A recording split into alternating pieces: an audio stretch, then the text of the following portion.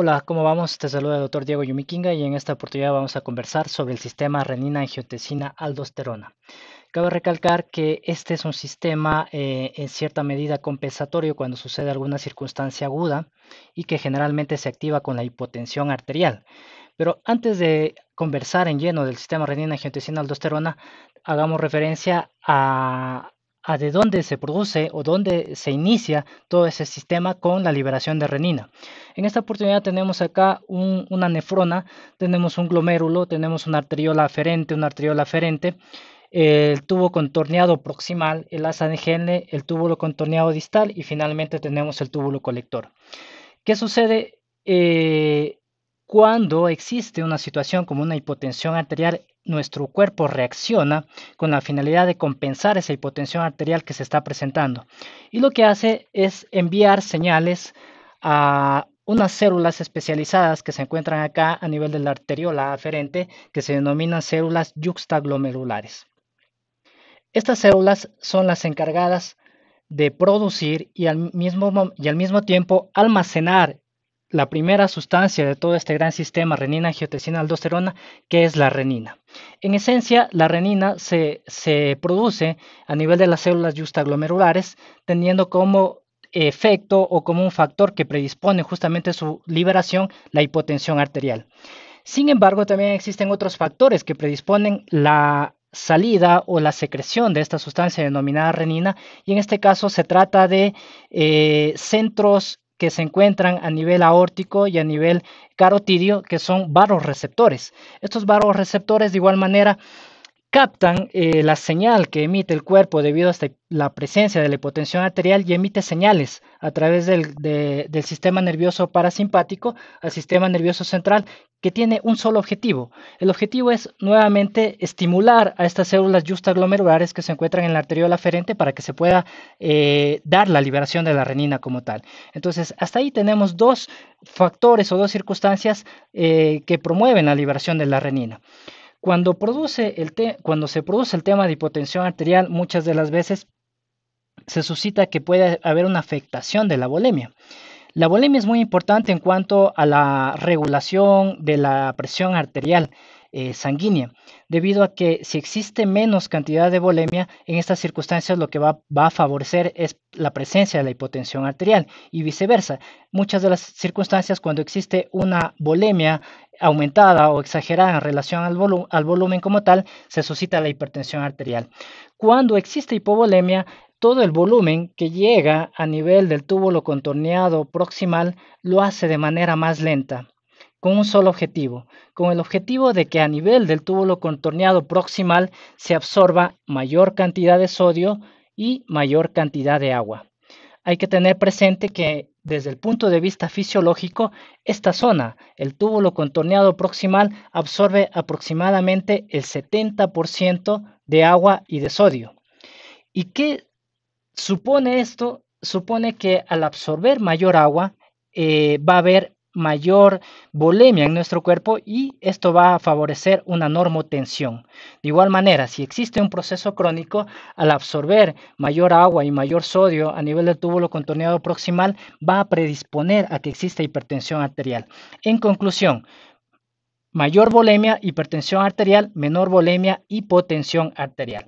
Entonces, todos estos mecanismos nuevamente conducen o activan a estas células justaglomerulares para que se produzca la liberación, en este caso, de la sustancia denominada renina. Y es aquí en donde arranca todo este proceso denominado sistema renina-angiotensina-aldosterona. Ahora, esta renina es una sustancia que va a activar justamente otra sustancia que va a estar producida a nivel del hígado o a nivel hepático. El hígado va a producir una sustancia que se denomina angiotensinógeno y esta va a estar libre a nivel de la sangre, va a estar circulando, esperando justamente a esta sustancia denominada renina para que la active, para que la transforme. En este caso va a hidrolizar esta renina a la sustancia denominada angiotensinógeno con un solo objetivo, de transformar este angiotensinógeno en angiotensina 1.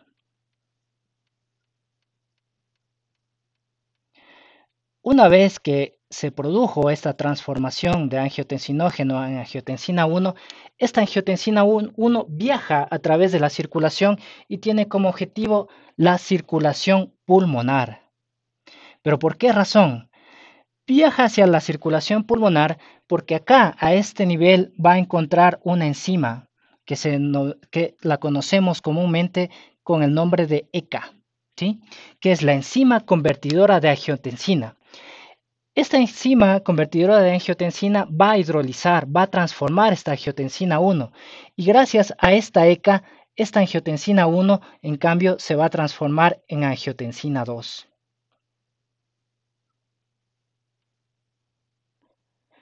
Una vez que esta angiotensina 2 fue transformada a nivel de la circulación pulmonar, viaja nuevamente a través de la circulación al resto del cuerpo, buscando sus receptores.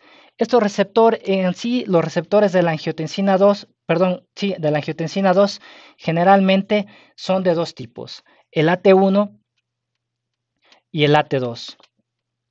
Generalmente y en condiciones normales, el que mayor predomina justamente es el AT1. Este se encuentra a nivel del vaso sanguíneo, sea este el caso de la arteria o la vena como tal, lo vamos a encontrar este receptor a nivel del sistema nervioso central, a nivel del corazón, a nivel del hígado, a nivel incluso del útero, ¿sí? Entre los órganos más importantes a mencionar, mientras que el receptor AT2, en cambio, vamos a encontrarlo en mayor medida en tejidos embrionarios o en desarrollo. Por tal motivo, el AT2 en una persona adulta lo vamos a encontrar en una mínima o ínfima cantidad, mientras que el AT1 va a ser el más abundante. Por tal razón, esta angiotensina 2 tiene como blanco predilecto justamente este receptor denominado AT1. Y es aquí en donde va a cumplir muchas funciones que ya vamos a conversar más adelante. Sin embargo, este proceso de renina, angiotensinógeno, angiotensina 1 y angiotensina 2 no queda acá. Esta angiotensina 2 tiene predilección o va a favorecer en este caso la liberación del último elemento que es la aldosterona. La angiotensina 2 va a estimular en este caso a la corteza suprarrenal y esta corteza suprarrenal va a dar como consecuencia la liberación de la aldosterona. ¿Y cuál es la función de la aldosterona? En este caso, la aldosterona va a contribuir a que exista mayor reabsorción de sodio, mayor reabsorción de agua y por ende se va a perpetuar mucho más la hipervolemia, que va a dar como consecuencia que el paciente tenga hipertensión arterial. Entonces, en esencia, el sistema renina-angiotensina-aldosterona siempre generalmente nos hacemos una pequeña pregunta o existe una pequeña inquietud. ¿Es bueno o es malo? En estas circunstancias la respuesta va a ser que depende.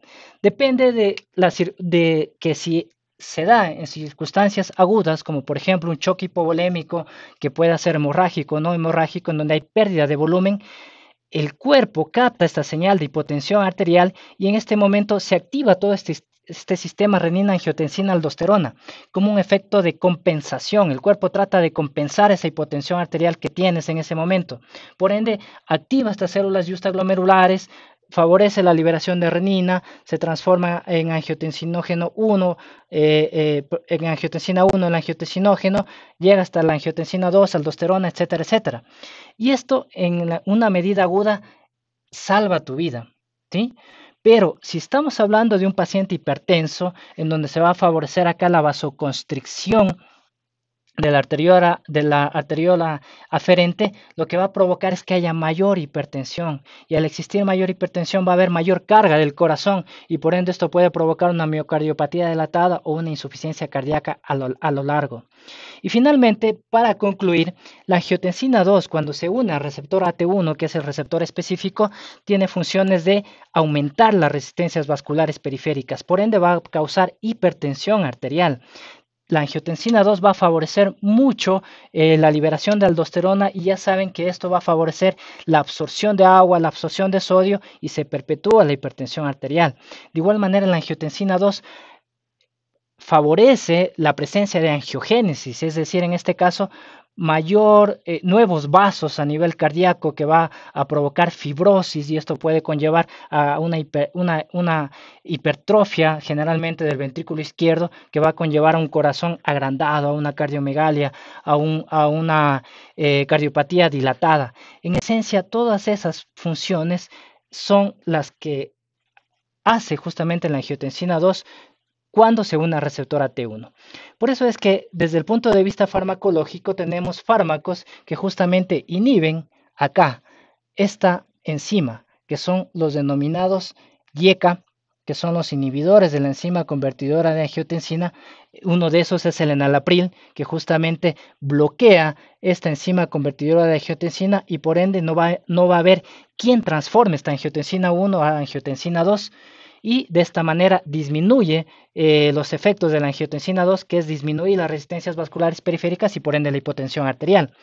Y otro de los medicamentos también más utilizados justamente son los ARA2, los antagonistas de los receptores de angiotensina 2, que justamente bloquean este receptor AT1 y por ende no va a haber el receptor el cual se une a la angiotensina 2 y de esta manera no va a haber todas estas funciones que habíamos conversado previamente de la angiotensina 2. Y lo que promueven estos fármacos, tanto los YECA y los ARA2, pues es reducir en este caso las funciones de angiotensina 2 y promover la hipotensión arterial. Bueno, eso es todo lo que les quería charlar en esta pequeña clase. Espero que haya sido de su agrado y nos veremos en una próxima. Adiós.